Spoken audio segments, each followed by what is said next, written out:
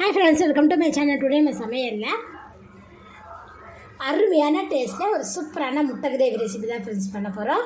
பாருங்கள், இந்த முட்டை கிரேவி பார்த்திங்கன்னா சாதம் சப்பாத்திக்கெலாம் சைடாக வச்சு சாப்பிட்றதுக்கு ரொம்ப சூப்பராக இருக்கும். 10 நிமிஷத்துக்குள்ள டக்குன்னு இந்த கிரேவி நம்ம எப்படி செய்யலாம்னு வாங்க ஃப்ரெண்ட்ஸ் வீடியோவில் போய் பார்க்கலாம். வீடியோக்குள்ளே போகிறதுக்கு நம்ம சேனல் எங்கள் சப்ஸ்கிரைப் பண்ணிங்கன்னா சப்ஸ்கிரைப் பண்ணிக்கோங்க. பக்கத்துக்கு ஒரு பில்லை கரெக்டாக கிளிக் பண்ணுங்கள்.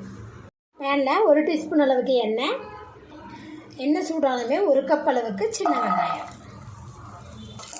சின்ன வெங்காயம் பாருங்கள் ஓரளவுக்கு வதங்கி வரும்போது இது கூட 8 பல்லு பூண்டு ஆட் பண்ணிக்கலாம். பூண்டு கொஞ்சம் சின்னதாக இருக்காங்க அப்படின்னு நான் 8 எடுத்துருக்கேன். பெரிய சைஸ் பூண்டாக இருந்தால் 5 எடுத்துக்காங்க. கூடவே ஒரு சின்ன துண்டு இஞ்சி பாருங்கள் தோல் சீவிட்டு கட் பண்ணி வச்சுருக்கோம். அதையும் சேர்த்துட்டு வதக்கி விட்டுடலாம்.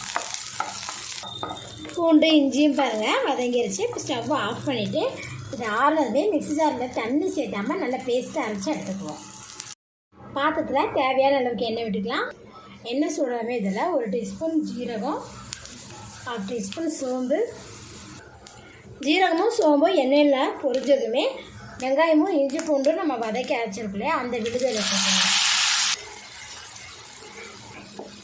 வெங்காயம் விழுது பார்த்திங்கன்னா நல்லா வதங்கி பார்த்திங்கன்னா எண்ணெய் பாருங்கள் பிரிஞ்சு வந்துட்டுருக்கு. இப்போ இது கூட பார்த்திங்கன்னா லோ ஃப்ளேமில் வச்சுட்டு மசால் பொடியில் சேர்த்திக்கலாம். மசால் பொடியில் பார்த்திங்கன்னா மஞ்சத்தூள் பார்த்திங்கன்னா 1/2 டீஸ்பூன் அளவுக்கு எடுத்துருக்கிறேன். மிளகாத்தூள் காரத்துக்கு ஏற்றபடி நான் 1/2 டீஸ்பூன் அளவுக்கு எடுத்துருக்கேன். மல்லித்தூள் 2 டீஸ்பூன், கரம் மசாலா 1 டீஸ்பூன். மசால் பொடிகளை லோ ஃப்ளேம்லேயே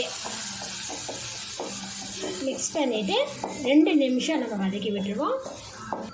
மசாலா பொடியில் பார்த்திங்கன்னா லோ ஃப்ளேமில் வதக்கிட்டோம். இப்போ இது கூட பார்த்திங்கன்னா தக்காளி, ஒரு பெரிய சைஸ் தக்காளி ஆட் பண்ணியிருக்கேன். கொஞ்சம் பெரிய சைஸாக தான் கட் பண்ணி போட்டிருக்கோம். தக்காளி பாருங்கள் இந்த அளவுக்கு வதங்கி வந்தால் போதும். எண்ணெய் பார்த்திங்கன்னா பிரிஞ்சு வந்துட்டுருக்கு. இப்போ இது கூட பார்த்திங்கன்னா நான் 1 கப் அளவுக்கு தண்ணி ஆட் பண்ணிக்கிறேன். கூடவே தேவையான அளவுக்கு சால்ட்டை ஆட் பண்ணிவிட்டு இதை கலந்து விட்டுருவோம். தண்ணி உப்பு சேர்த்துட்டு பார்த்திங்கன்னா நல்லா கலந்து விட்டுட்டேன். இப்போ இது கூட பார்த்திங்கன்னா 6 முட்டை பார்த்திங்கன்னா பாயில் பண்ணி கட் பண்ணி வச்சுருக்கோம். அதில் ஆட் பண்ணிடலாம். 10 நிமிஷம் இது லோ ஃப்ளேம்லேயே மூடி போட்டு வச்சுருவோம். 10 நிமிஷம் பாருங்கள் பாயில் பண்ணிவிட்டேன். பார்த்தோன்னா முட்டை பாருங்கள் நல்லா மசாலா நல்லா சூப்பராகவே பிடிச்சி எண்ணெயெல்லாம் பார்த்திங்கன்னா நல்லா திரண்டு வந்துருச்சு பாருங்கள். மசாலாலாம் பார்த்திங்கன்னா நல்லாவே குக் ஆகிடுச்சு. இப்போ இது கூட பார்த்திங்கன்னா நான் பொடியாக நறுக்கி வச்சுருக்கிறேன். கொத்தமல்லி தழை இலைகளை இதுக்கு மேலே நம்ம தூவி விட்டுருவோம். அவ்வளோதான் ஃப்ரெண்ட்ஸ். இப்போ நம்ம ஸ்டவ் ஆஃப் பண்ணிடலாம். ஒரு அருமையான டேஸ்ட்டில் முட்டை கிரேவி பண்ணிவிட்டோம். நீங்களும் இது போல் ட்ரை பண்ணி பாருங்கள்.